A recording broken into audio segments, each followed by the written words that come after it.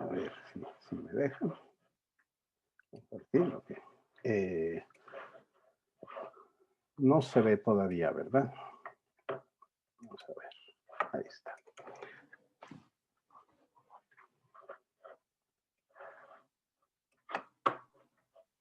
Ya la pueden ver ustedes, ¿verdad?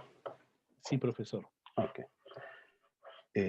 Quiero, antes de dar inicio formal a la presentación, reconocer y advertir a todos ustedes que este trabajo pues me ha correspondido presentarlo a mí, pero como todo trabajo científico, académico, no está hecho en solitario, sino que cuento con el valioso apoyo, colaboración constante de Virginia Pacheco, de Valeria Olvera, de Rafael Cano y Andrea Reyes. Y si hay algo bueno en lo que voy a decir, pues les agradeceré el crédito, y si hay algo malo, pues se lo culpan a ellos. No, no es cierto. El crédito y las culpas son compartidas. Decía hace un momento que la manera en que los psicólogos nos hemos acercado a el tratamiento de las alteraciones afectivas está inscrito en lo que Ryle y otros psicólogos han llamado la teoría oficial de la mente. La teoría oficial de la mente tiene básicamente dos grandes supuestos que muchos de ustedes dominan, conocen bastante bien. El primero tiene que ver con el dualismo ontológico, de acuerdo con el cual las personas, los seres humanos, estamos compuestos por dos tipos de entidades, una material, corpórea, y una inmaterial que paradójicamente proponen nos habita y nos controla.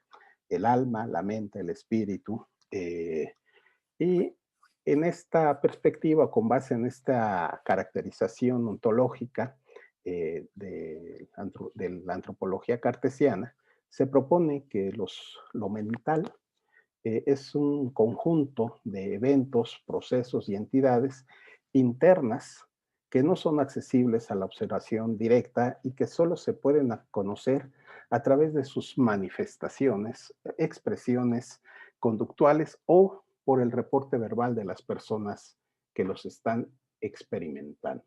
Es decir, lo mental es oculto, no lo podemos observar de manera directa y solo accedemos a él a través de las formas observables de comportamiento.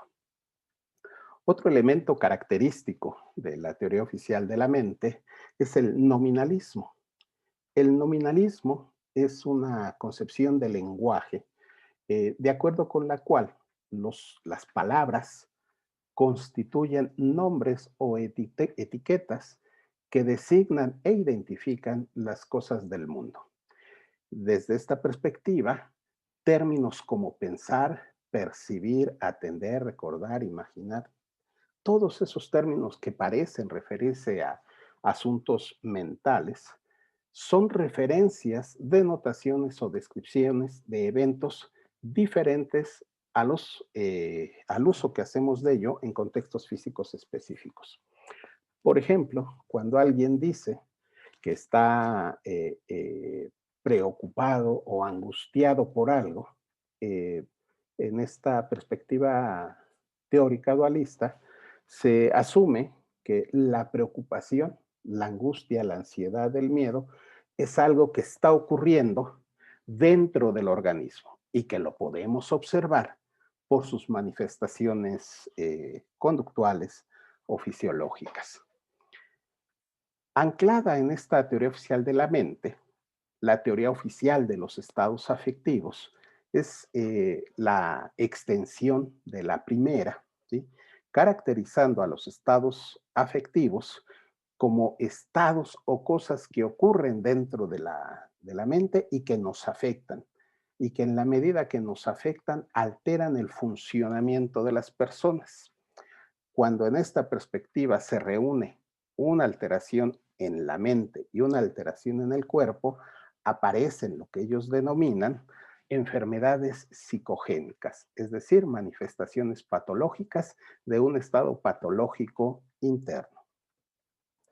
Para ilustrar y pensando en que son muchos los estudiantes que acceden a esta plática, quisiera yo pedirles, por favor, que imagináramos una situación en la que una persona eh, acude a consulta con un profesional de la salud quejándose de molestias tales como temblores, resequedad en la boca, incontinencia, tartamudeos, dificultades para dormir, mareos, etcétera, etcétera, que se presentan apenas llega la noche y se aproxima el arribo al hogar del marido, quien para efectos del ejemplo, déjenme caracterizarlo como una persona violenta que frecuentemente la agrede tanto verbal como físicamente.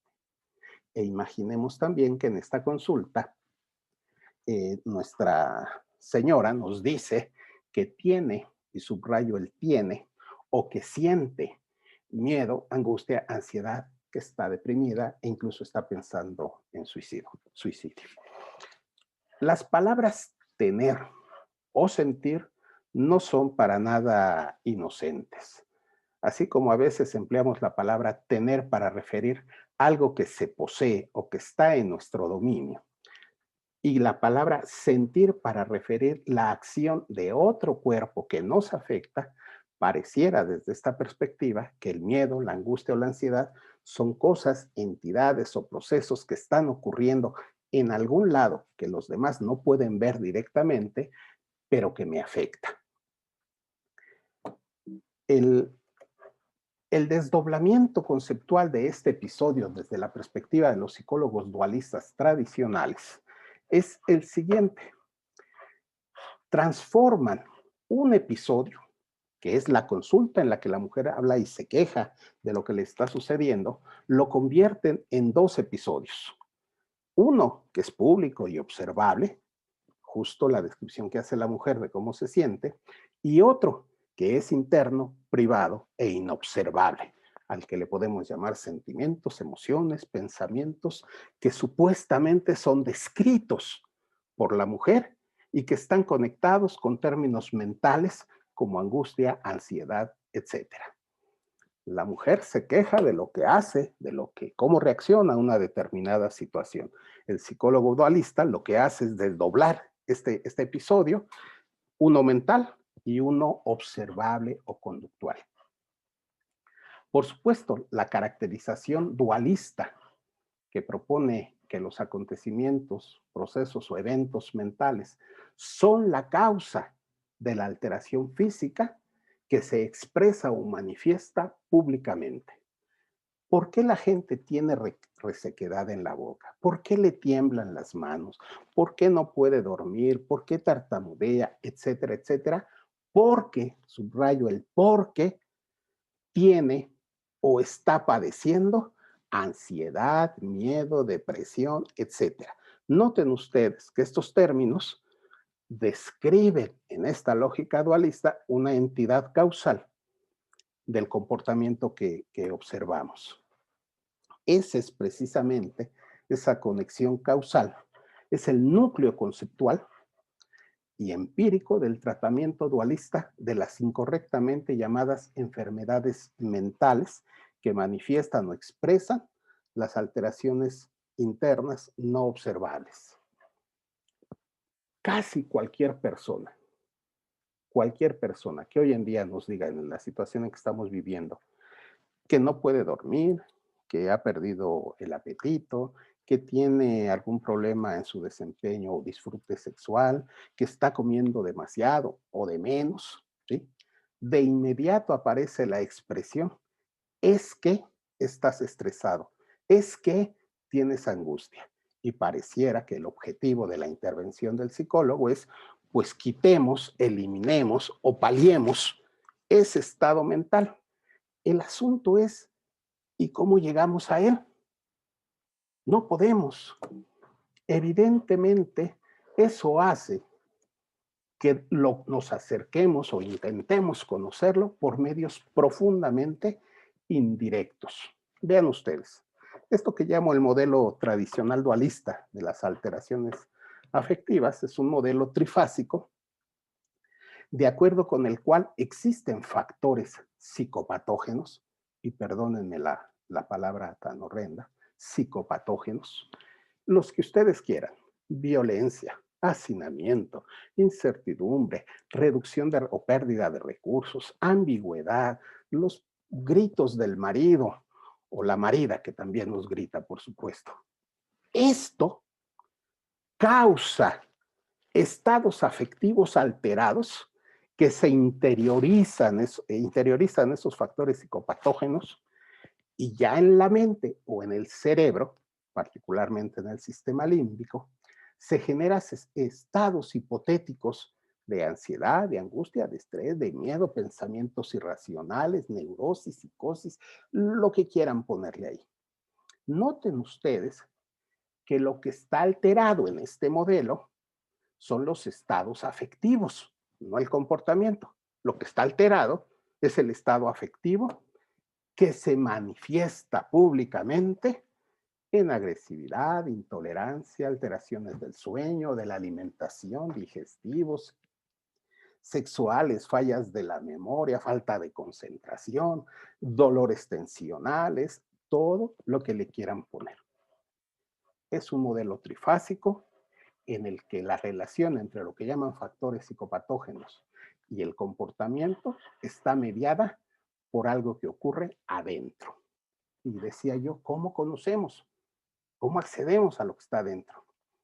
No les tengo que decir mucho, ustedes lo saben perfectamente, pues mediante entrevistas clínicas donde el paciente nos platica, nos dice qué le está ocurriendo adentro, como si pudiera voltear sus ojitos y prender una lámpara que iluminara lo que le está ocurriendo adentro y luego nos lo describe, como si nos estuviera narrando, platicando, describiendo un mundo privado al que solo él puede acceder. Y si no hay entrevista clínica, por muchas razones, pues le aplicamos un test, o hacemos una encuesta, o hacemos un ejercicio de aplicación de estas baterías pomposamente llamadas validadas, confiabilizadas, con la psicometría a la último grito de la moda. Por supuesto, estos instrumentos, esta validación, confiabilización, etcétera, descansan en la suposición de que lo que nos dice el paciente o lo que nos contesta en una encuesta, en un cuestionario, es una descripción fiel, es un testimonio fiel de lo que le está pasando adentro. Yo no sé, a nadie se le ha ocurrido tal vez pensar y si hay presbicia mental, es decir, que le falle el ojito con lo que ve adentro, o tiene miopía mental, o tiene glaucoma mental que no le permite apreciar claramente, pues ya nos amolamos, ¿no? Pero bueno, este modelo supone que el reporte verbal es fiel. Obviamente, obviamente esto entraña un grave problema. Se incurre en una petición de principio que se expresa tautológicamente del siguiente modo. Si hay alteración del comportamiento, es porque tienes estrés o ansiedad o depresión o neurosis. ¿Y cómo sabes que eso está ocurriendo? Pues no ves lo que está haciendo. Pues no ves que se la pasa tartamudeando, con sudores, con temblores. ¿Y por qué le pasa eso? Pues no te digo que tiene ansiedad. ¿Se dan cuenta? Es un algoritmo tautológico que descansa en la suposición de que la persona nos narra fielmente lo que le está pasando, que sabe hablar además, ¿no? Eso, al menos en muchos países nuestros, sabemos que no es cierto. Yo digo, pues no les podemos creer. Si la gente luego no sabe ni contar, ni describir algo que está enfrente de sus ojitos, estos ojitos, ¿cómo vamos a creer que sí está describiendo correctamente lo que le pasa adentro? ¿Qué podemos hacer? Para empezar, pienso yo, tenemos que construir modelos científicos que orienten la correcta conceptualización y la investigación como bases para una intervención efectiva del psicólogo. Obviamente, y como lo anunciaba en el título de la plática, la perspectiva que les presento está fundada en la psicología interconductual. No voy a detallar demasiado. La mayoría de ustedes conoce bien este modelo desarrollado por Cantor, pero sí voy a avanzar en las implicaciones que tiene un modelo como este para una aproximación científica objetiva a las alteraciones afectivas del comportamiento, no estados afectivos alterados, sino alteraciones afectivas del comportamiento, que se parece, pero no es igual. No es como lo chino, que parece de a de veras, pero no es. ¿Qué dice la proposición interconductual, colegas? Primero, que lo psicológico no es algo que esté dentro del organismo, sino que es un ajuste entre la actividad total del organismo entero y la actividad del ambiente circundante. Y que este ajuste va evolucionando con base en la historia individual de cada, ahí dice individuo, ¿no? De cada persona. Cada interacción que tenemos con el ambiente va evolucionando este ajuste. Aquí, por supuesto, quiero subrayar que en esta interacción desde la perspectiva interconductual participan todos los sistemas de operación biológica, todos, tanto los que producen efectos en el ambiente, aquellos que involucran el sistema musculoesquelético, pero también los que no producen ese efecto. Todos, todos.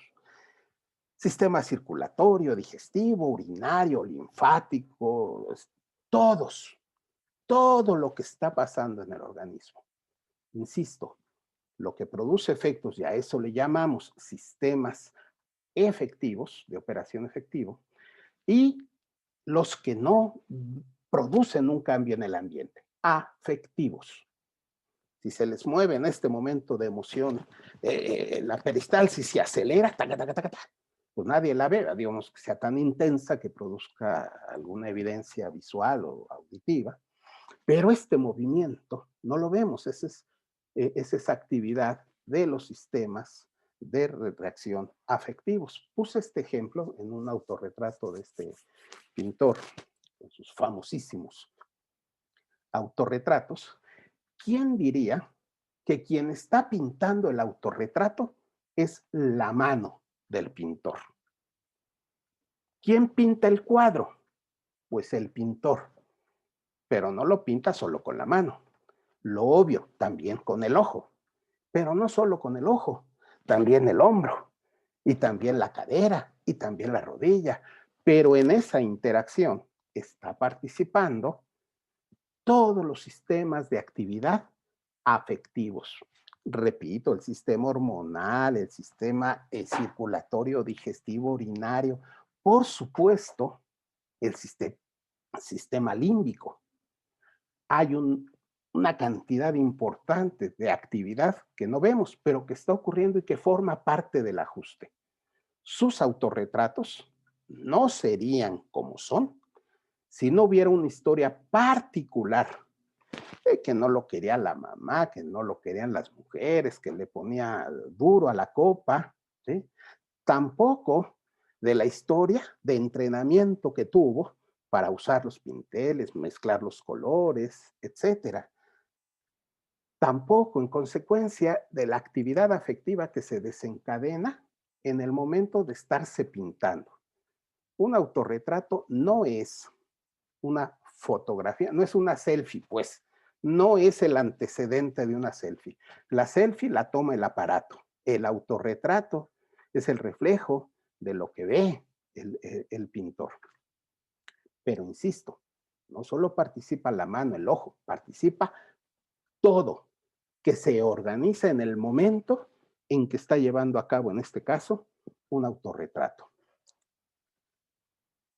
Lo afectivo y lo afectivo y efectivo, no son dos tipos de conducta, no, son dos dimensiones o aspectos del mismo ajuste actuativo en la interacción.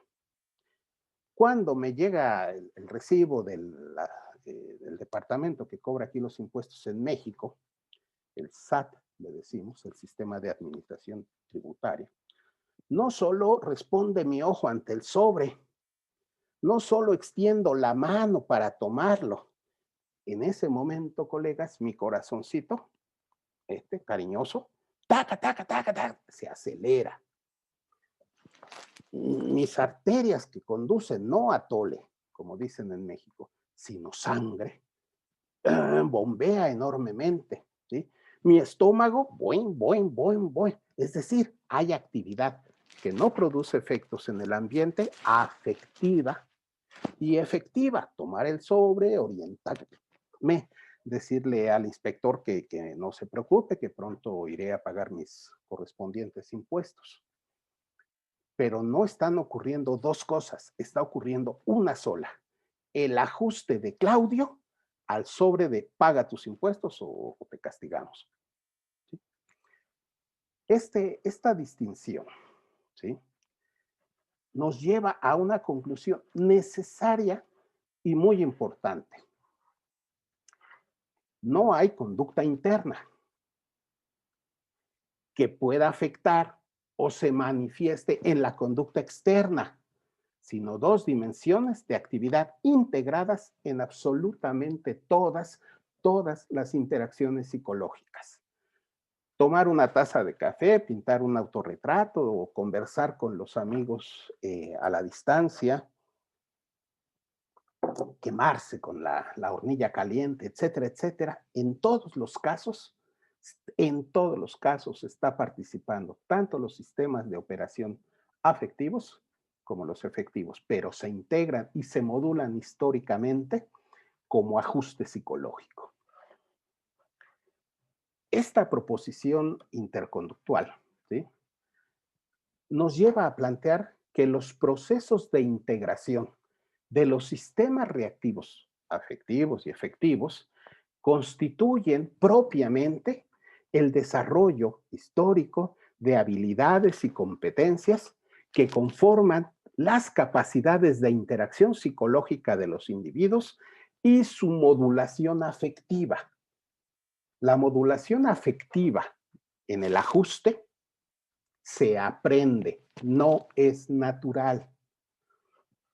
De la misma manera que nos digan bravo cuando hacemos bien algo o nos miren con ternura cuando hacemos algo malo, va cambiando, va modulando, va haciendo que evolucione ese ajuste. Me encontré un video, no sé quién será, ¿verdad? Pero quiero mostrarles a ustedes lo siguiente, si es que lo alcanzan a ver.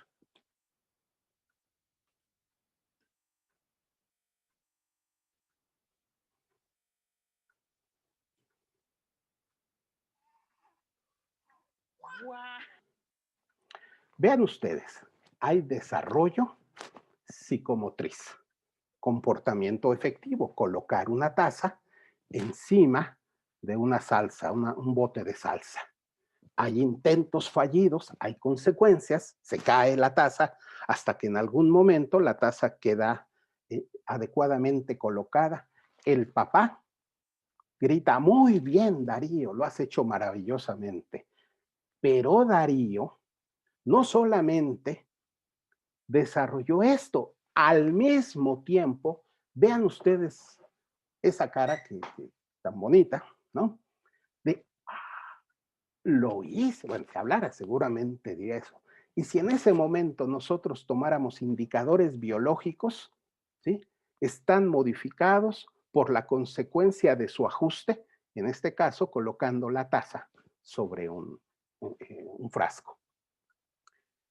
El desarrollo de habilidades y competencias es simultáneo al desarrollo de la dimensión afectiva de ese comportamiento. No son desligables. Y no son desligables ni de las consecuencias físicas y sociales en el ambiente, ni de la valoración social que se hace de ellos. De tal manera que la dimensión afectiva también es objeto de valoración. Ahora, sin embargo, y aquí espero que sea muy claro lo que voy a decir, la funcionalidad del comportamiento puede ser alterada en episodios específicos si momentáneamente se presenta un predominio de la dimensión afectiva. Si, por ejemplo, en este momento que Darío está colocando una taza sobre el frasco, entrase la mamá, ¿sí?, con un biberón lleno de leche, que es el que acostumbra darle, probablemente Darío grites y la taza vaya a dar muy lejos del frasco. La precisión de su comportamiento se ve alterada porque la mera presentación del biberón desencadena intensamente actividad afectiva que lo altera. Si al llegar a casa, espero que no sea el caso de ninguno de ustedes, ¿sí?, ven el coche de la suegra estacionado frente al portón de su casa, es probable, no es nada más con fines de ejemplo, por favor, ¿sí?, que en ese momento, ¿sí?, sus ojos se nublen, dejen de ver, que sus músculos se tensen al extremo, ¿sí?, que la mandíbula se les atore, así, ¡oh!, ¿sí?, y que cuando abran ustedes la puerta y les dice la esposa, ¿cómo estás, amor mío?, ustedes ni siquiera puedan decirle, bien, mi amor, sino un gruñido espantoso. La pertinencia social del comportamiento también se puede alterar. Seguramente a quienes conduzcan, mis queridos, muy queridos, créeme, amigos limeños que manejan peor que en la Ciudad de México, son los únicos que yo conozco que manejan peor que en la Ciudad de México. Cuando conducen y tienen un impacto con otro vehículo y les piden el número del seguro del auto para pagar los daños, es probable que no lo recuerden, que ni siquiera recuerden qué compañía de seguros está. Bueno, si momentos antes del accidente le hubieran preguntado, iba a decir a José, pero no, porque luego pueden pensar que mi amigo José no es buen conductor. Pero vamos a poner a Armando, que espero que no nos esté escuchando. Si a Armando le hubiésemos preguntado unos minutos antes, ¿con qué compañía estás asegurado tu auto? Nos podría decir con Seguros Perú o Inca Seguros o alguna cosa así. Pero que inmediatamente después del choque, toda la actividad afectiva que se genera por la violencia del impacto, los gritos del otro conductor, los bocinazos de los otros conductores, etcétera, etcétera, ¿sí?, el reloj que sigue avanzando y que va a llegar tarde para una cita de trabajo, ¿sí?, haga que en ese momento Armando sea incapaz de recordar hasta su nombre. Como cuando sufrimos un accidente, si alguno de ustedes ha tenido la desfortuna de ser impactado, atropellado, ¿no?, de cómo te llamas, Juan Carlos I, y uno no sabe ni cómo se llama. Esas son alteraciones de la funcionalidad del comportamiento por un predominio momentáneo de la dimensión afectiva, ¿sí?, que puede ser breve, como en el caso de un choque, o extendida en el tiempo, como cuando estamos enamorados. Y uno no puede advertir, ¿sí?, que la mujer de la que estamos enamorados, pues a lo mejor no está tan bonita como nosotros creíamos, que a lo mejor no canta tan bonito como nosotros decíamos. No podemos hacer juicios estéticos. Y, cuando, y esto hasta que algo ocurre, que nos desenamoramos, ¿sí? Pero durante todo este periodo de enamoramiento se altera nuestra capacidad de apreciación. También se altera el nombre, se alteran muchos aspectos de la funcionalidad del comportamiento. Hay alteraciones, noten ustedes, afectivas de la funcionalidad del comportamiento. Cuando esto ocurre, es a eso a lo que llamamos desde la perspectiva interconductual alteración afectiva del comportamiento. Pero, a diferencia de las clasificaciones tradicionales de la mal llamada psicología clínica. Las clasificaciones de risa de la psiquiatría, ¿sí? Que dicen, esto es ansiedad, esto es angustia, esto es estrés, esto es burnout, etcétera, etcétera, etcétera. Lo que nosotros planteamos, ¿sí? Es que la alteración afectiva del comportamiento depende y es de varios tipos funcionales. En otros trabajos he descrito a qué me refiero con la cualidad funcional del comportamiento. Hemos hablado de la ajustividad del comportamiento, la efectividad, la pertinencia, la congruencia y la coherencia del comportamiento. No quiero abundar en eso, esto hablaríamos en otra ocasión, pero solamente quiero subrayar que no toda la funcionalidad del comportamiento se da en el mismo nivel. Meter el hilo, perdón, en una aguja es un aspecto funcional del comportamiento, pero que depende críticamente de las propiedades del aquí y del ahora. Pero componer una canción no depende del aquí y el ahora y sus propiedades físicas, depende de otras cosas. Responder apropiadamente en un examen, en un ámbito de conocimiento que dominamos, es una parte, un aspecto de la funcionalidad del comportamiento. Hay distintos dominios y ni modo, niveles funcionales del comportamiento, cada uno de los cuales se puede ver afectado de manera diferencial por el predominio momentáneo de la actividad afectiva de las personas.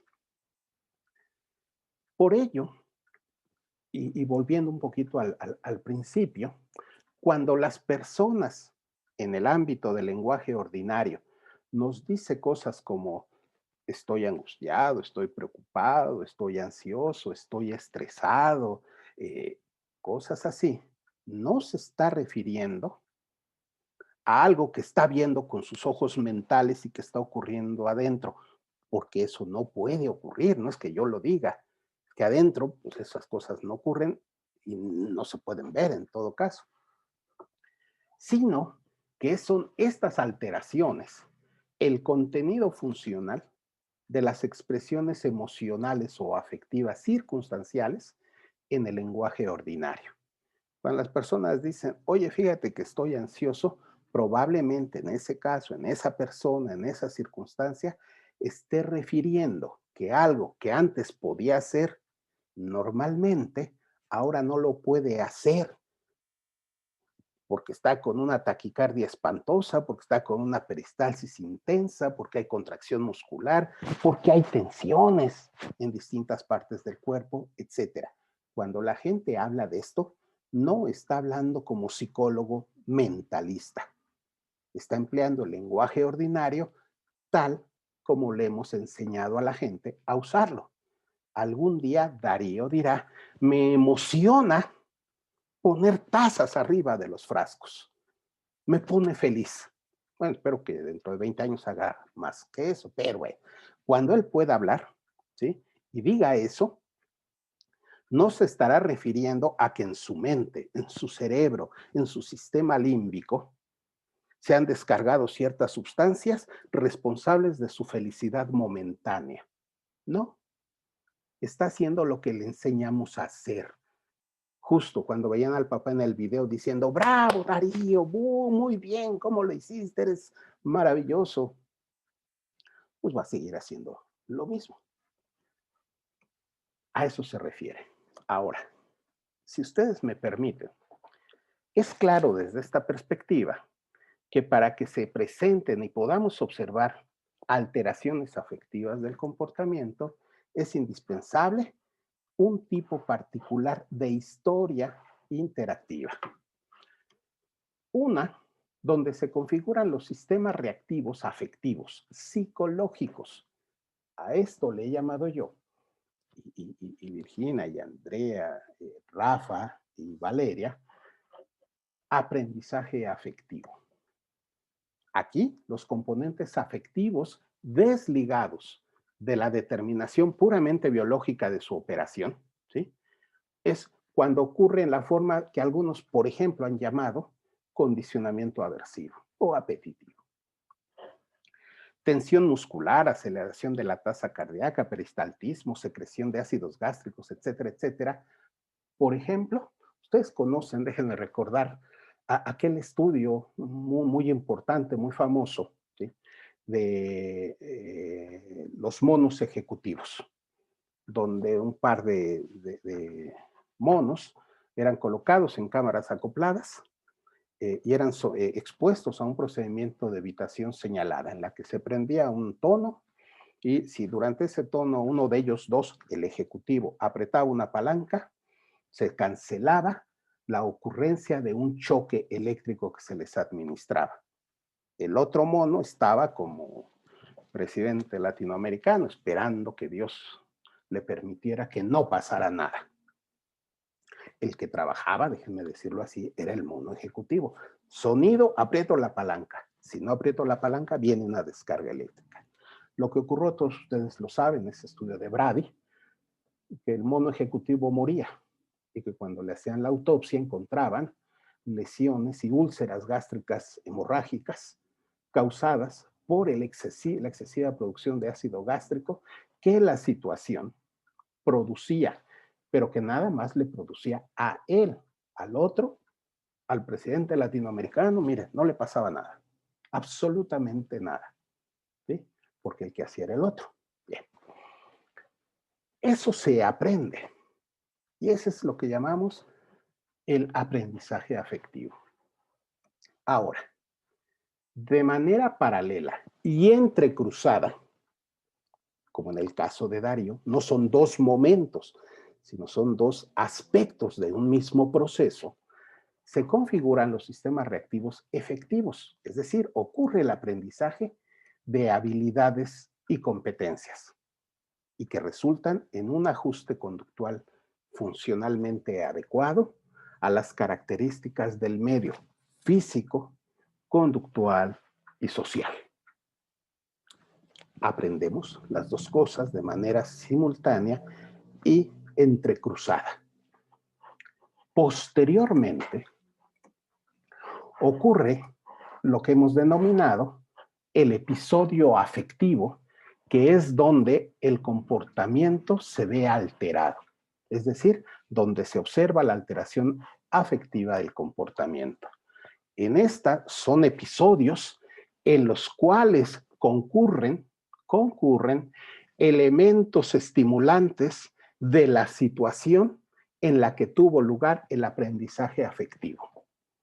Si mi mamá me pegaba de niño con un cinturón café, puede ocurrir que en algún otro momento, cuando yo entro a una tienda a comprarme un cinturón y me están mostrando la vendedora los distintos tipos de cinturón y me muestra un cinturón café que se parece a aquel que mi santa madre usaba para disciplinarme, ¿sí?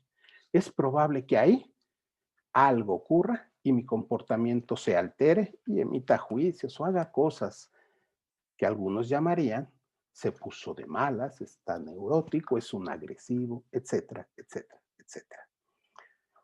La irritabilidad, la intolerancia a la agresión, integrada a tensión muscular, aceleración de tasas cardíacas, otra vez peristaltismo, secreción de ácidos, todo esto que nos ocurre y que altera nuestro comportamiento no surge de la nada, surge de nuestra historia interactiva, particularmente de los episodios de aprendizaje afectivo. Esto que algunos han mal llamado inteligencia emocional, en realidad corresponde a procesos de aprendizaje que se actualizan en eventos o episodios posteriores. Si me permiten resumir, creo que voy en tiempo, la alteración afectiva del comportamiento no es o no debiera tratársele como estados afectivos alterados, sino como un proceso histórico a lo largo de la vida de los individuos, ¿sí? Que tiene cuando menos tres momentos. Uno el aprendizaje de habilidades, competencias, estilos de comportamiento en los distintos ámbitos o dominios de desempeño que cada uno de nosotros, en los que cada uno de nosotros se ejercita. Otro, no separado, sino vinculado, es el de los procesos de aprendizaje afectivo, que se actualizan, no se expresan, no salen, se actualizan en el sentido aristotélico del término de actualización, en episodios afectivos en los cuales se puede observar la alteración de la ajustividad o la efectividad o la pertinencia, la congruencia o la coherencia del comportamiento. Esto depende no solo de la historia, sino de factores disposicionales, orgánicos, situacionales e históricos. Vamos, un cinturón café no nos va a hacer reaccionar de la misma manera en una tienda, en un funeral, en una boda, cuando me lo muestra una vendedora muy bonita o cuando me lo muestra un vendedor muy feo. ¿Sí? No, estos factores disposicionales, ¿sí?, son moduladores del episodio afectivo. Y esto que está acá abajo es muy importante, porque todo lo que he descrito, con excepción de la alteración de la congruencia y la coherencia, es aplicable tanto a las personas, a los seres humanos, como a la mayoría de los seres infrahumanos. Todos aquellos que tienen diferenciación sensoriomotora, ¿sí?, pueden presentar alteraciones afectivas del comportamiento. Los perros, los gatos, mejor los virus no, obviamente, ¿sí? Ojalá los pudiéramos matar de la risa, pero no. A diferencia de ellos, sin embargo, las personas, la mayoría, hablamos. Y por hablar no me refiero a vocalizar, me refiero a que interactuamos lingüísticamente con eventos que no están presentes en tiempo y en espacio, ¿sí?, que pueden haber ocurrido en situaciones o tiempos remotos, pero que gracias a lo que nosotros decimos, modulamos el episodio afectivo. A un perro, a un gato, a una persona sin desarrollo lingüístico, con ellos podemos usar las técnicas de modificación del comportamiento que tradicionalmente hemos leído: extinción, contracondicionamiento, inhibición condicionada, etcétera, etcétera, ¿sí? Moldeamiento, modelamiento, etcétera. Pero cuando el lenguaje se incorpora como un elemento regulatorio del episodio afectivo, esas técnicas o procedimientos de modificación del comportamiento dejan de ser operativos. Lo que regula la dimensión afectiva del comportamiento y el efecto que tiene sobre su funcionalidad es, en el caso de los seres humanos, no solo situacional, sino no fundamentalmente, sino de manera importante, lingüística.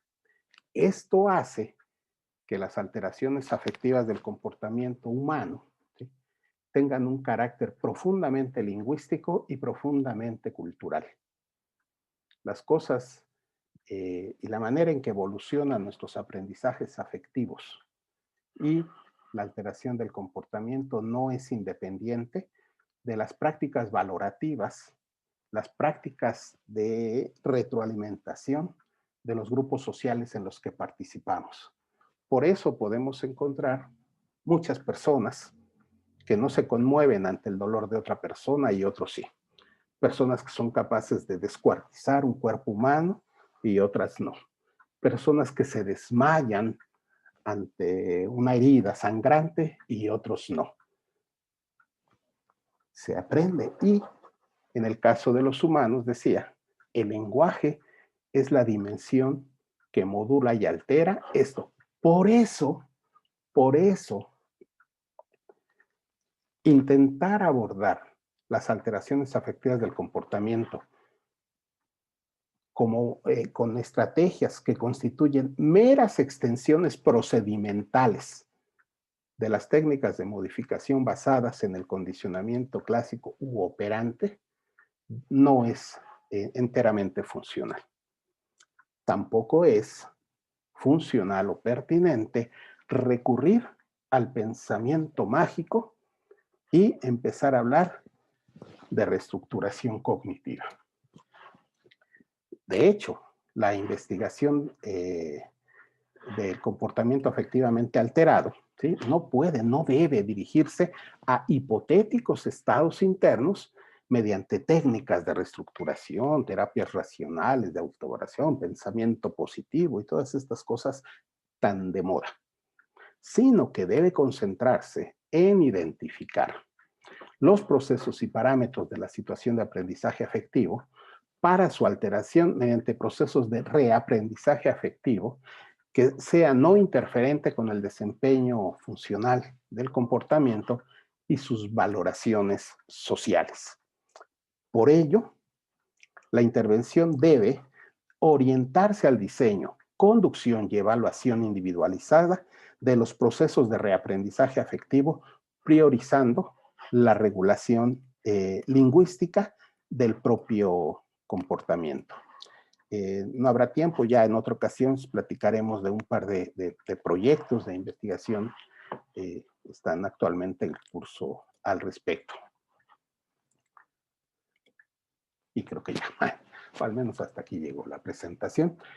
La última nota es mi gratitud, reiterarla, al Instituto Peruano de Análisis Conductual o de la Conducta, en especial, muy especialmente al doctor José Martínez, por esta oportunidad de conversar con ustedes, particularmente, naturalmente, con los jóvenes estudiantes, con estudiantes latinoamericanos, que regionalmente compartimos historia, convicciones y problemas que demandan que los psicólogos nos apartemos de uno de los peores flagelos culturales que han sido usados como instrumentos de dominación en todos los órdenes.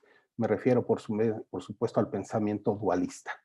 Si los psicólogos podemos contribuir a la liberación, a un ejercicio democrático del comportamiento, solo podemos hacerlo si insistimos, si nos vinculamos de manera seria y comprometida con las perspectivas científicas del comportamiento. En México, quien gobierna este país alguna vez dijo que la pandemia del coronavirus se podía atenuar o protegernos de ella con un símbolo religioso, al que llamó el detente. Y mucha gente empezó a comprar, obviamente, detentes. Así no se puede detener una epidemia. Apelando al pensamiento dualista que ha invadido históricamente a nuestra disciplina, tampoco. Y que no se diga, por supuesto, que los conductistas o los interconductistas no hablamos de los afectos. Claro que hablamos, nada más que bien, ¿no? Y yo creo que quienes lo pueden desarrollar mejor, por supuesto, serán quienes habrán de sucedernos en las instituciones académicas donde se cultiva nuestra disciplina. José, muchas gracias, muchas gracias. Espero pronto estar en Lima. Espero que la mayoría no sepa lo que son las delicias del Titicaca, se llama. Un lugar maravilloso para estar Delicias bien. del Titicaca. Esas. Es un lugar donde uno convive con los buenos amigos de manera muy divertida y se baila la muy buena música que cultivan los peruanos, una riquísima salsa. Muchas gracias, José. Y si hay alguna pregunta, estoy para servirles. Voy a dejar de compartir esto. Muchas gracias por su presentación, profesor. El afecto es realmente nuestro. Nosotros siempre con mucho gusto de recibirlo en Perú. Ahora, Luis Miranda Dipac va a plantearle las preguntas que los jóvenes han realizado, o por el Zoom por el chat de este Zoom, o por Facebook Live. De acuerdo. Bien, igualmente, doctor Carpio, muchas gracias por su exposición. La primera pregunta es de Luis Jesús. Consulta lo siguiente. Si se asume una postura interconductual, ¿la psicometría debería replantearse? Sí, al menos la psicometría tradicional, por supuesto. Todo ejercicio que esté interesado en validar que lo que decimos es un reflejo fiel de lo que nos está ocurriendo en un hipotético mundo interno, es fantasía. Decía un psicólogo mexicano hace muchos años, no por mucho matematizar se cientifica más temprano. Y yo creo que la psicometría ha hecho maravillas para intentar validar, confiabilizar en sueños conceptuales. Bien.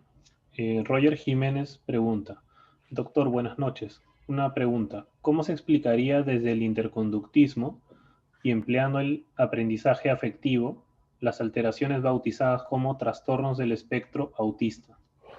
En el caso particular, hace unas diapositivas, eh, Roger, me dijiste, se llama quien pregunta, sí, ¿verdad?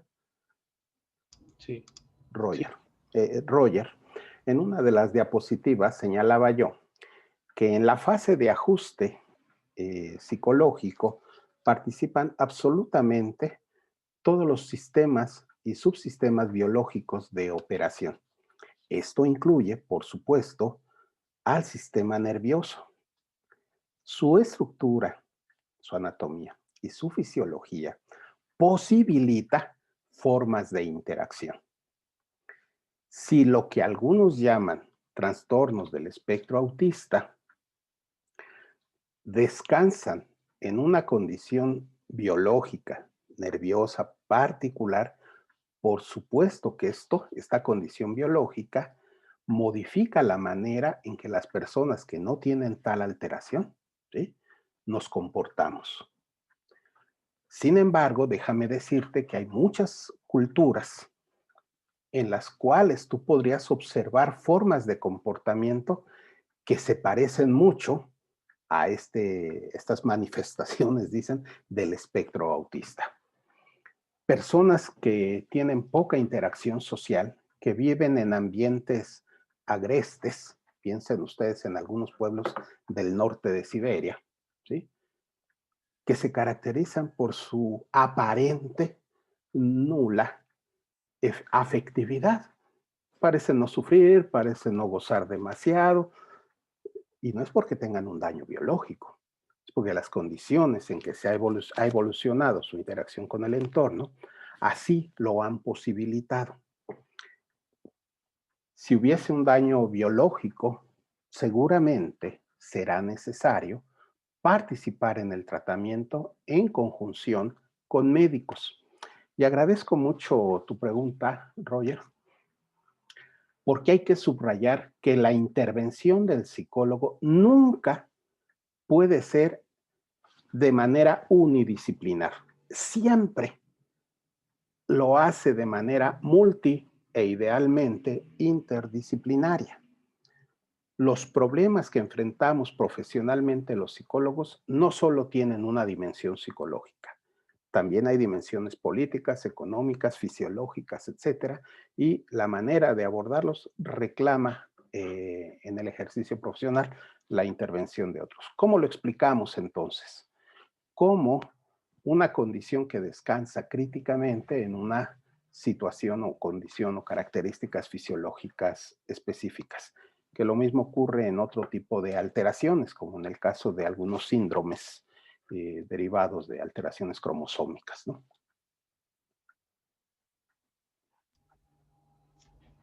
Rubén Urquiza pregunta, buenas noches, ¿qué semejanzas y diferencias podemos encontrar con el contextualismo funcional?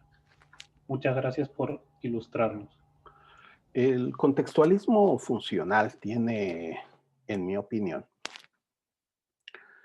eh, un irrenunciable vínculo con la conceptualización reflexológica propia de la teoría del condicionamiento.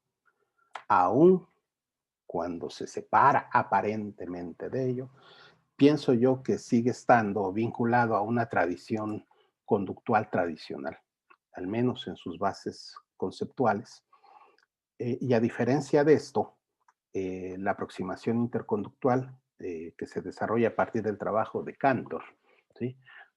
Rompe con toda forma de reduccionismo. Y para poner un ejemplo, simplemente el hecho mismo de hablar de contexto, en opinión de muchos interconductistas, entre ellos yo, es que es inapropiado lógicamente.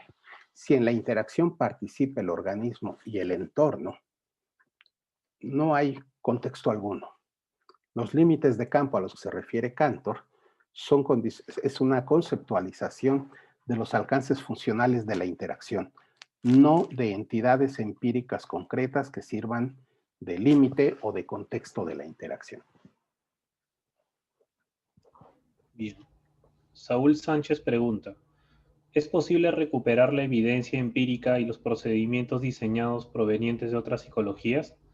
Por ejemplo, la psicología cognitivo-conductual, o desde una perspectiva interconductual se tendría que iniciar desde cero. Es una pregunta recurrente. Muchas gracias, Saúl.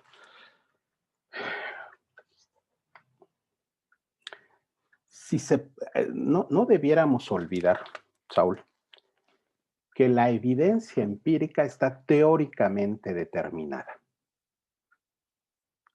La psicología cognitivo-conductual, la psicología puramente conductual, la psicología puramente cognitiva,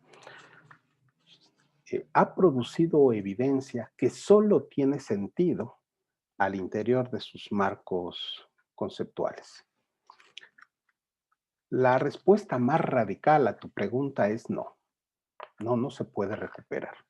Esto no significa empezar de cero.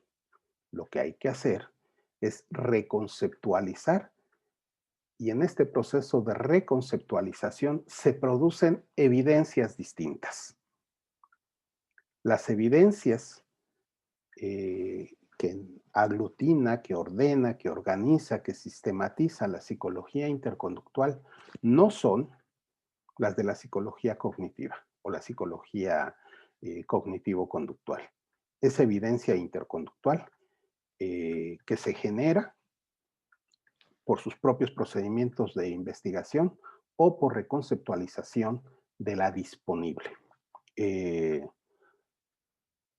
Así que sí, hay que reempezar muchas cosas, pero no de cero.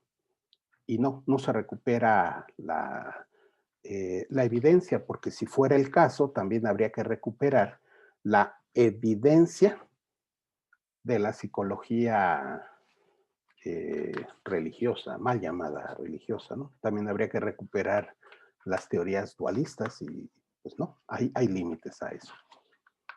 Gracias, Saúl. Alejandro Caloca pregunta, Maestro Carpio, buenas noches.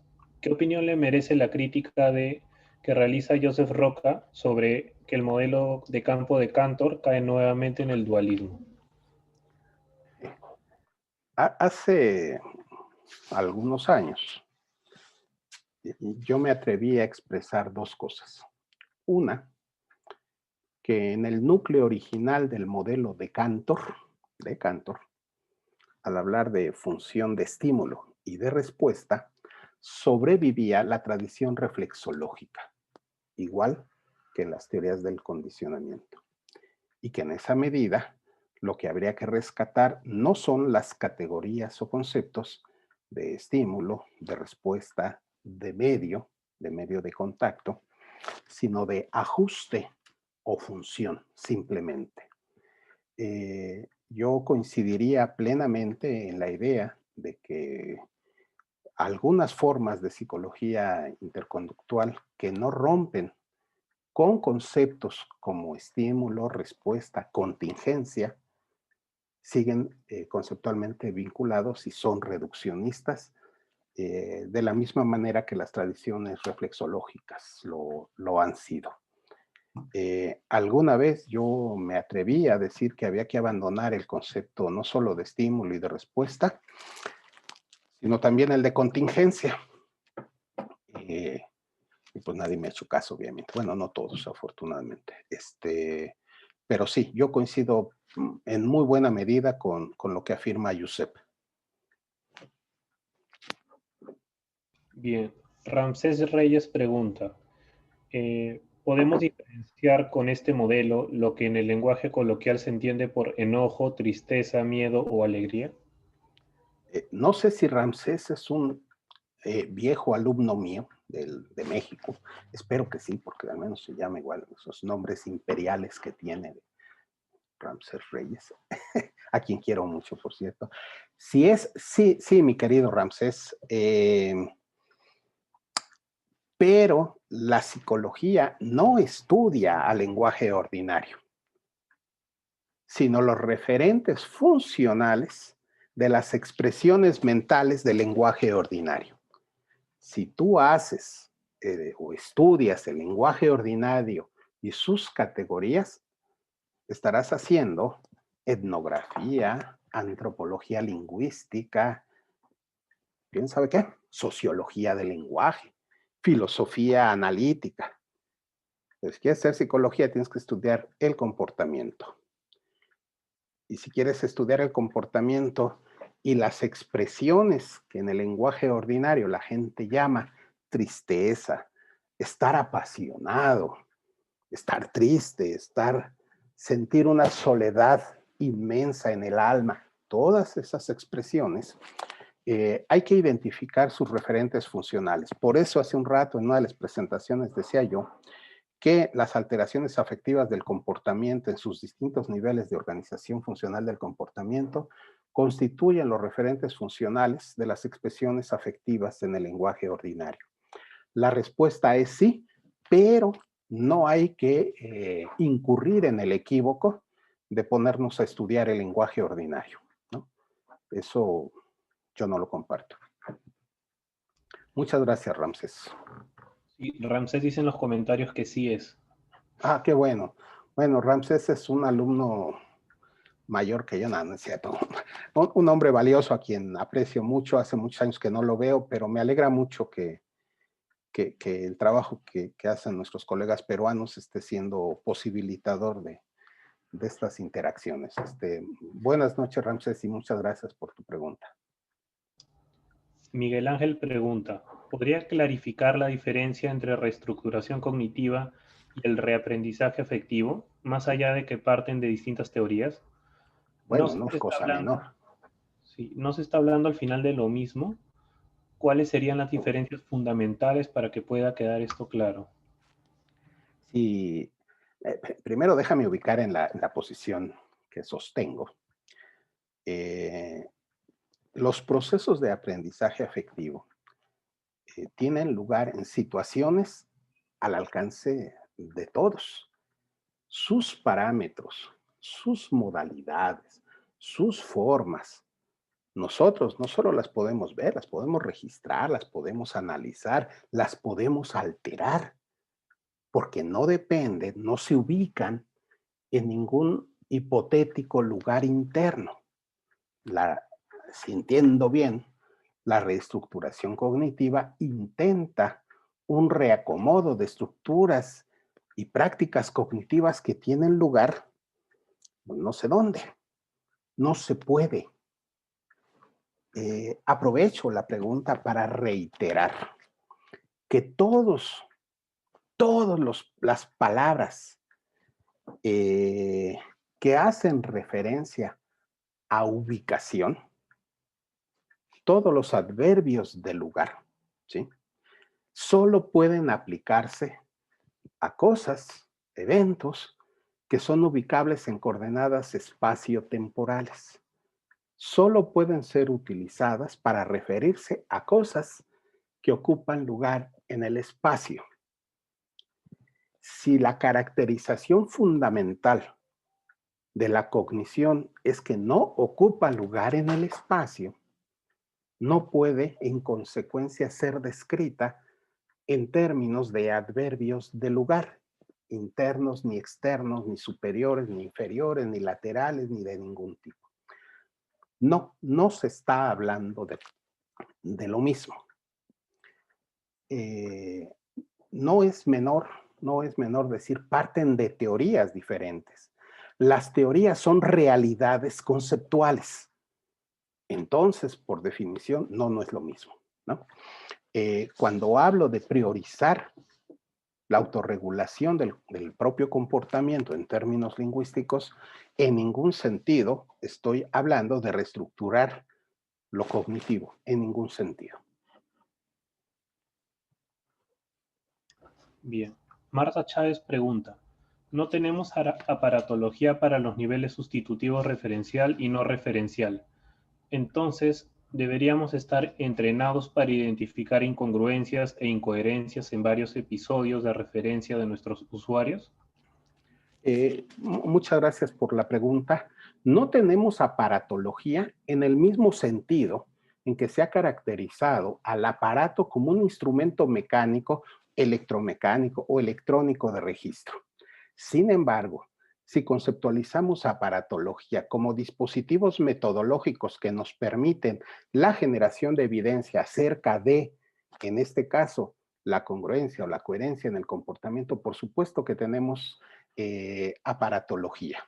Y sí, en el otro componente de la pregunta, sí, buena parte de nuestra investigación del comportamiento humano en este terreno debiera concentrarse en el análisis de la congruencia y la coherencia como características funcionales del comportamiento típicamente humano. Jonathan Zavala pregunta, muchos estudiantes de psicología están interesados en el conductismo como filosofía de una psicología científica. En este sentido, la existencia de muchos conductismos hace que existan muchas formas de abordar ciertas problemáticas. En este sentido, ¿cuál diría usted que es la bondad de abordar estos problemas desde una postura interconductual y no desde otros conductismos? Yo veo tres fundamentales. La primera es que permite conceptualizaciones no reduccionistas ni dualistas. Y eso ya representa una gran ventaja respecto a otras formas de conceptualización psicológica. La segunda es que abre la posibilidad de desarrollar estrategias de evaluación y de intervención interdisciplinaria y multidisciplinaria mucho más efectivas que las que conocemos. Jonathan, si las intervenciones y las estrategias metodológicas que la psicología dualista ha utilizado, ha propuesto, ha desarrollado en los últimos 2 o 3 siglos, las cosas no debieran de estar como están, ¿no? El hecho de que estemos como estamos es una más de las muchas evidencias del fracaso aplicado de la tradición dualista. Frente a ello, la intervención científica abre nuevas posibilidades. Sin embargo, no podemos calificar la utilidad o las bondades del trabajo interconductual por la generación de recetas, de procedimientos estandarizados de intervención, de construcción de vademecums psicológicos. Eso no, porque por definición, y así lo señalaba en la penúltima de las diapositivas, el trabajo ha de ser enteramente individualizado. Los psicólogos nos enfrentamos a un objeto de estudio que justamente se define por su singularidad, su irrepetibilidad. Y por ello, lo último que puede pensar un psicólogo interconductual es en la generación de procedimientos estándar, de recetas o de técnicas de aplicación universal. Yo pienso que los manuales de técnicas de modificación de conducta ocuparon un lugar histórico muy importante en el desarrollo de la psicología científica, pero que hoy en día pues ya pasaron, ya deben ocupar otro lugar en nuestra valoración de su utilidad. Ah, perdón, y la última, que a diferencia de lo que ocurre en otras tradiciones, un genuino ejercicio de la psicología interconductual es contrario a la hegemonía intelectual. No hay patentes de exclusividad. Nada de que pues fulanito o fulanita son el interconductismo. Ha habido quienes se autoerigen como la verdad interconductual. Y el verdadero interconductista lo último que debe admitir son justamente cualquier forma de hegemonía o despotismo intelectual. Un auténtico interconductual piensa por sí mismo y eso me parece que es una de sus grandes y más valiosas características. Javier Roberto Herrera pregunta, ¿qué opinión tienes sobre los planteamientos que se contienen en el libro de Emilio Rives, El estudio científico de la conducta individual, una introducción a la teoría de la psicología? Son muchos los planteamientos que se hacen, muchos. Algunos, los fundamentales, me parecen a mí que corresponden a una evolución más de naturaleza sociológica y extradisciplinar que propiamente psicológica. Como todo, mucho de lo que escribe cualquier colega, no solo Emilio, pues hay algunas ideas que son sugerentes. Hace mucho tiempo que yo dejé de usar los libros buscando encontrar en ellos verdades o rutas infalibles. Más bien los abro buscando en ellos motivos de inspiración para el trabajo científico. Y en ese sentido, ese y otros libros pues son profundamente inspiradores. Andrea Reyes pregunta, ¿qué mecanismos de difusión recomienda para el acercamiento de psicólogos interesados en su propuesta? Pues empezaría por decir que no tengo una propuesta, que no es que, miren, en Tungundú, que es un país muy lejano, sí hay gente que habla de la psicología de Piaget, la psicología de Vygotsky, la psicología de Cantor, y así, ¿no? Les ponen nombre, apellido y nacionalidad. Yo pienso que la mejor manera de contribuir al desarrollo de la psicología es cultivar la independencia intelectual y el desarrollo diverso del pensamiento científico. Por ello valoro, como no tienen idea, este esfuerzo de parte de los organizadores de esta reunión, de José y de todo el equipo con el que seguramente colabora, porque posibilita interacciones. ¿Cuáles son las mejores formas? El trabajo en colectivo que posibilite que después los individuos que forman parte de los colectivos se vayan desarrollando con sus singularidades intelectuales, académicas, científicas, etc. Recién estoy entendiendo lo que alguna vez Schoenfeld decía en el sentido de no queremos repetidores. Yo no quiero schoenfeldianos. Yo no, pues, Cantor seguramente diría yo no quiero cantorianos. Habrá algunos que sí quieran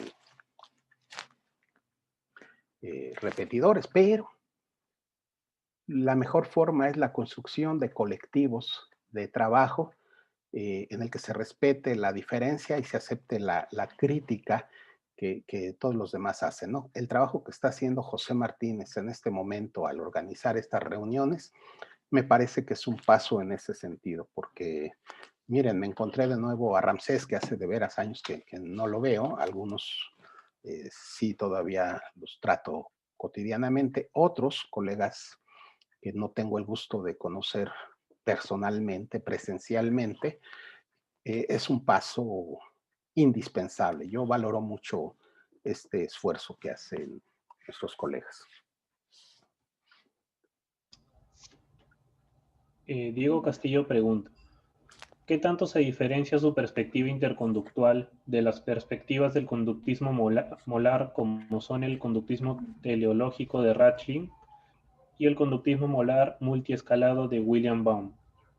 En principio noto similitudes en ciertas cosas. Muchas gracias.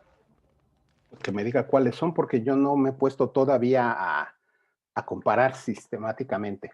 Por supuesto, yo reconozco influencias conceptuales de muchos autores. El primero y más importante, por supuesto, es Cantor. Me parece que es la influencia rotunda, evidente en mi trabajo.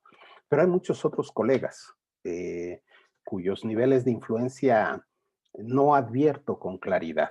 Procuro ser respetuoso y citar a aquellos de los que tomo ideas específicas, pero pues no me he puesto a hacer una comparación ni con Racklin, ni con Catania, ni con muchos otros, ¿no?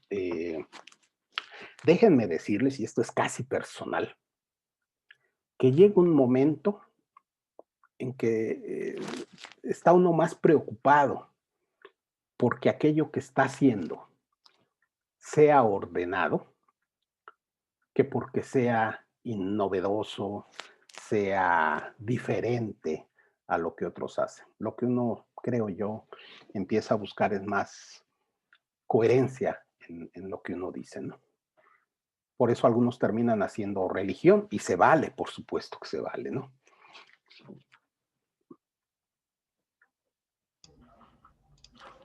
Bien. Luis Jesús tiene una pregunta algo extensa. Básicamente consulta sobre una persona etiquetada como esquizoide, con quejas, ¿no? Que se siente muy frío y que no encaja con otras personas. ¿Hasta qué punto puede beneficiarse de la asistencia psicológica si es que el paciente refiere que desea ser más cálido pero no le nace?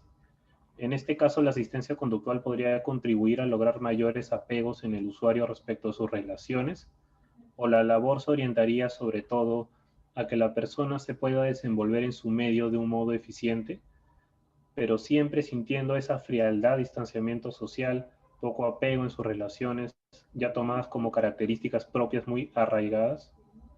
Es una pregunta muy interesante. Requiere una respuesta un poco más extensa, pero hay algo en ella que me preocupa muchísimo. Nuestro colega, no recuerdo del nombre. Luis Jesús. Luis Jesús, Luis Jesús. Parece estar haciendo una separación entre el comportamiento de estas personas o esta persona y lo que siente, como si sentir no fuera comportamiento. Decía, y en eso insisto, que en absolutamente todas nuestras interacciones hay una dimensión afectiva y una dimensión efectiva de comportamiento. No se puede en ningún caso abordar una sin abordar la otra.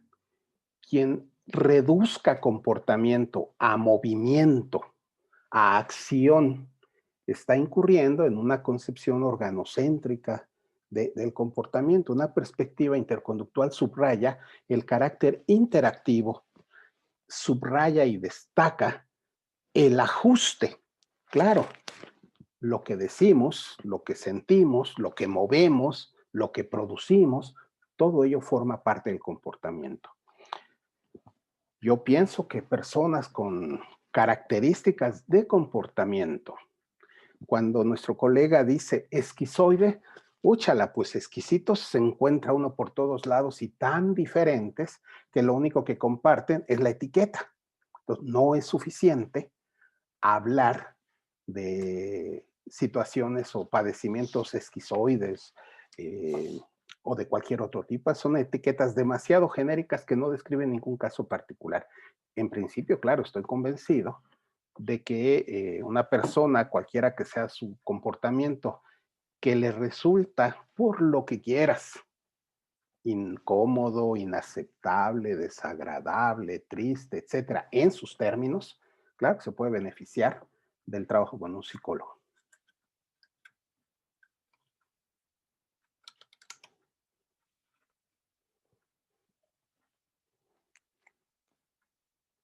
Tienes tu micrófono apagado. No sé si está hablando, nomás está. Ah, perdón. Sí. Ya. Alejandro Trejo pregunta, ¿cuál sería la diferencia entre la dimensión afectiva y efectiva de un episodio? Usted ponía de ejemplo a Darío, en el momento en que logra colocar el pocillo arriba de la catsup. Sin embargo, también mencionó con otras palabras que su papá del bebé le dijo, muy bien Darío, después de tal acción y de su gesto del bebé, entonces, en tal ejemplo, ¿cuál sería la dimensión efectiva y afectiva si tanto el lograr colocar el pocillo como el sonreír por parte del bebé generan efecto en las personas que lo ven? La dimensión afectiva es todo lo que ocurre en el organismo, en este caso, en el maravilloso y casi yo diría perfecto cuerpo de Darío. Aclaro que es mi nieto, por eso hablo con tanto cariño de Darío. En el cuerpo de Darío y que no producen efectos, es decir, todo lo que está haciendo su cuerpo y que los demás no nos afectan. Claro, su sonrisa nos afecta socialmente, conductualmente. El que mueve el brazo, claro que nos afecta. La postura que asume para dirigirse al punto donde está el frasco, donde va a poner la taza, claro que tiene efectos en el ambiente. Esa es la dimensión efectiva. La dimensión afectiva es la operación concurrente de todos los subsistemas biológicos desligados de sus condiciones de operación inicial y que los demás no vemos, no sentimos, que no nos afectan por definición, pues.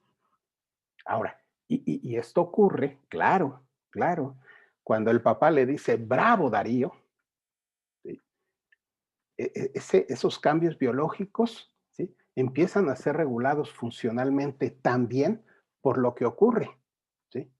Por eso a veces decimos, me siento tan feliz como cuando, o tan triste como cuando, o hacemos referencia a episodios previos y que produjeron actividad afectiva con una u otra valoración. Bien. Cintia Cervantes pregunta, doctor, cuando se está en el campo clínico, las demandas institucionales se realizan en términos dualistas, de manera tal que se espera que el psicólogo pueda responder si existen trastornos o entidades internas en una persona. ¿Qué sugiere ante dicha situación derivada del desconocimiento del quehacer psicológico? Híjole, a nivel enteramente, ¿cómo llamarlo?, de políticas institucionales, pues hay que decirles a quienes gobiernan las instituciones de salud esto que estamos diciendo o cosas parecidas todo el tiempo y por todos los medios. Pero ahí entra en juego, en mi opinión, una dimensión de naturaleza política en la que particularmente los médicos se han apoderado y ejercen un poder casi absoluto en la operación institucional. Yo que le recomendaría a Cintia Cervantes, que espero que también sea una brillante colega ahora y antaño una brillante alumna, que también hace muchos años que no veo, pues renunciar, salte de esos lugares. ¿Y qué hay que hacer? Fundar instituciones novedosas. Tenemos que crear espacios de trabajo multidisciplinario no sometidos al poder de la casta médica. Ya claro que yo a los médicos, miren, los quiero, los respeto, como no tienen idea, por muchas razones. Pero institucionalmente hay que arrebatarles el poder en la atención a la salud. Y eso requiere la fundación de nuevas instituciones en las que los médicos no sean los reyes, ¿sí? Y un primer paso para eso es esto que José y el Instituto Peruano están promoviendo: el diálogo, el intercambio y el trabajo colegiado. De hecho, antes de terminar, les voy a comentar algo en lo que estamos trabajando un grupo de colegas y un servidor en esa dirección. Gracias por la pregunta, Cintia. Bien, Ángel Cortés pregunta, muchos estudiantes quieren acercarse a la psicología interconductual, terminan desistiendo debido a que la consideran una psicología muy compleja o muy difícil de aprender. ¿Puede dar algún consejo para estos estudiantes? Sí, de hecho lo iba a decir al final, pero pues lo adelanto. Estamos en un proceso de conformación de un seminario latinoamericano de estudios conductuales. Un efecto de la pandemia es que aprendimos a vivir sin estar juntos en la misma mesa cuando hacemos algunos trabajos. Esta operación a través de plataformas como Zoom y otras muchas que se han popularizado han representado un salto de no sé cuántos años en nuestros países para actualizar las modalidades de trabajo. La última vez, no la última, la más reciente ocasión que tuve la posibilidad de estar en la ciudad de Lima, pues imaginen ustedes el costo de los aviones, de las comidas, del hotel, etcétera, etcétera, etcétera. La gasolina, esos maravillosos paseos a zonas arqueológicas, etcétera. Hoy en día podemos platicar sin que nos cueste gran cosa. Por esa razón, un consejo que yo daría es fortalezcamos estos espacios, como el que están haciendo ahorita posible el Instituto Peruano de Análisis de la Conducta, o Análisis Conductual, perdón. Y creemos nuevos espacios. Yo les invitaría a que quienes estuvieran muy interesados se incorporaran a este seminario latinoamericano de estudios psicológicos en los que estaremos discutiendo esto, pero de manera regular, con el propósito de que se generen proyectos de investigación y de intervención en distintos países, pero que sean sometidos al escrutinio conceptual y metodológico de todos los que más o menos compartimos este punto de vista, ¿no? La propuesta ya se la haré más formalmente a José, ya está en marcha con otros colegas, la UNAM acreditaría con una constancia su participación en este, la UNAM es la Universidad Nacional Autónoma de México, acreditaría formalmente su participación en un seminario de esta naturaleza internacional, que una vez al mes nos podamos reunir a escuchar en qué está haciendo cada quien y cómo se enriquece. Ese sería un consejo, intégrate a grupos de trabajo, asiste a seminarios, vincúlate con otros. Bien, la última pregunta. Cintia también igualmente dice que sí es. De la pregunta, Ya, Cintia, mucho gusto, qué bueno, no te puedo oír, pero me da muchísimo gusto que estés acá. Andy, su pregunta. ¿La visión interconductual actual propone algún modelo tecnológico para la modificación del comportamiento en algún ámbito social específico? Muchas gracias. Sí, hay varios, ¿no?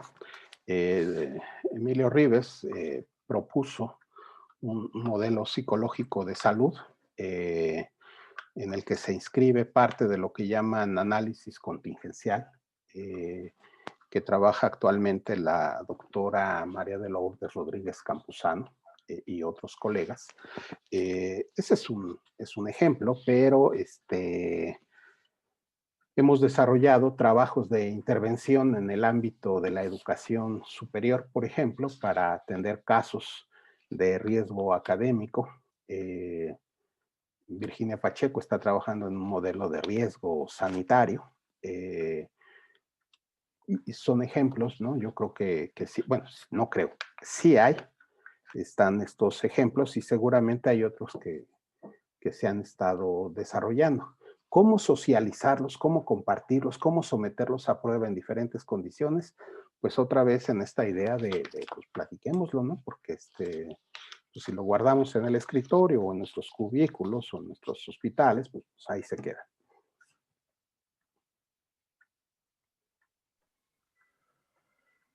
Muchas gracias, Luis, por hacernos llegar las preguntas de los participantes, que estamos seguros, están muy, no solo estamos seguros, lo hemos leído en sus mensajes, están muy agradecidos con su ponencia, profesor Claudio Carpio. Son jóvenes de diferentes países que han seguido su presentación. Queremos agradecerles a todos, participar en este seminario de análisis de la conducta. Queremos también agradecerle a usted, profesor Claudio Carpio, por su dedicación tan pedagógica, el tiempo que ha tenido para responder todas las preguntas que una juventud entusiasta, una juventud estudiosa y que cada vez se acerca más al análisis de la conducta, le han hecho saber y le han presentado.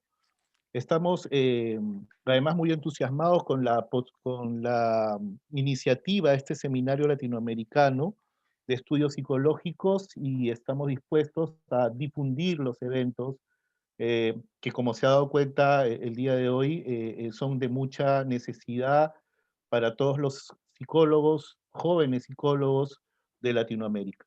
Muy amable, profesor Claudio Carpio, lo esperamos en Perú. Siempre los peruanos somos muy acogedores para recordar aquellos momentos en los que estuvo pues con nosotros, en momentos de música, momentos de cultura y momentos pues de análisis de la conducta. Queremos también saludar a la profesora Virginia Pacheco, recordamos mucho también su presencia y que estén pasando buen momento en compañía de Darío. Gracias, profesor, que tengan felices fiestas de fin de año para todos, ¿no? Un abrazo y seguimos en contacto. Muchas gracias. Muy amable, gracias por su presencia. Un abrazo también, profesor. Muchas gracias, lo recordamos mucho y nuevamente agradecerle por esta postura tan pedagógica que ha tenido, por responder todas las preguntas que se han realizado el día de hoy. Muy amable y gracias a todos. Pues en breve les estaremos extendiendo la invitación para quienes deseen participar en este seminario y serán todos bienvenidos.